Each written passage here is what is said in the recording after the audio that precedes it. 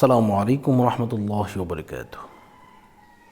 অনেকেই প্রশ্ন করেন যে মসজিদের ইমাম সাহেব বা কেউ যদি ইফতারির আগে যদি আজান দিয়ে দেয় এবং সেই আজান শুনে যদি টাইম এখনও হয় না ইফতারের, রোজাদার যদি সেই আজান শুনে যদি ইফতার গ্রহণ করে ফেলেন, যদি খেয়ে ফেলেন, তাহলে রোজা ভেঙে যাবে কি না?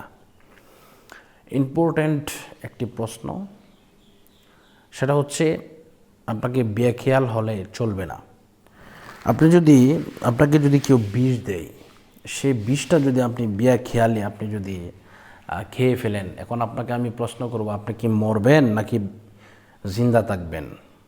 যদি আপনি মারা যান, তাহলে মনে করলেন যে ভুলবশত করলেও কি হয়, মরে যেতে হয়।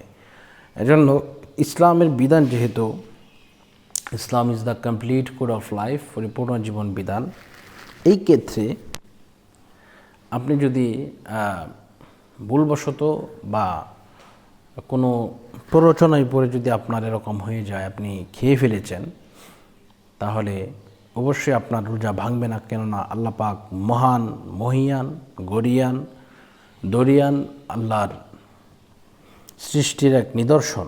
কেননা ভুলবশতভাবে কেউ যদি আজান ছাড়াও এমনিতে যদি পেট ভরে খায়, তাহলে তার রোজা ভাঙে না। এই মাসলাটা তার উপরে বর্তায় যদি সে অন্য কারো আজান, ভুলবশত আজান শুনে যদি টাইমের আগে যদি খেয়ে ফেলে, তাহলে তার রোজা ভাঙবে না, তার কোনো কিছু ক্ষতি হবে না। এজন্য আপনারা এই বিষয়টা লক্ষ্য করবেন এবং টাইম টু টাইম দেখে আপনারা খাওয়ার চেষ্টা করবেন। এরপরে আরেকটি প্রশ্ন আছে, কেউ যদি জোরপূর্বকভাবে খাওয়ায় দেয়, তার রোজা ভাঙানোর জন্য তাকে অনেক বন্ধুবান্ধব মিলে তার মুখের ভিতরে খাবার ঢুকিয়ে দেয়, এমন যদি হয়ে যায়, তাহলে রোজা ভাঙবে কি না, এটা একটি প্রশ্ন। তো বিষয়টা হচ্ছে, জোরপূর্বকভাবে আপনি চেষ্টা করবেন না খাওয়ার জন্য। যদি কেউ এরপরেও আপনার সাথে দুশ্মনী করে, নির্যাতন করে, নিপীড়ন করে আপনাকে যদি খাওয়ায় দেয়, অবশ্যই আপনার রোজা ভাঙবে না, আপনার কোনো সমস্যা হবে না, আপনার রোজার মতোই থাকবে ইনশাআল্লাহ।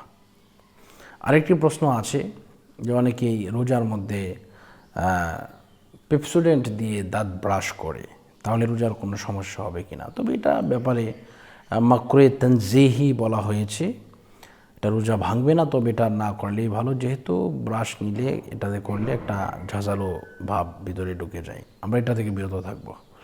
তো আজকের মতো এই পর্যন্তই। সকলে সুস্থ থাকুন, সুন্দর থাকুন। বিদায় নিচ্ছি। আসসালামু আলাইকুম রহমতুল্লাহি ওয়া বারাকাতুহু।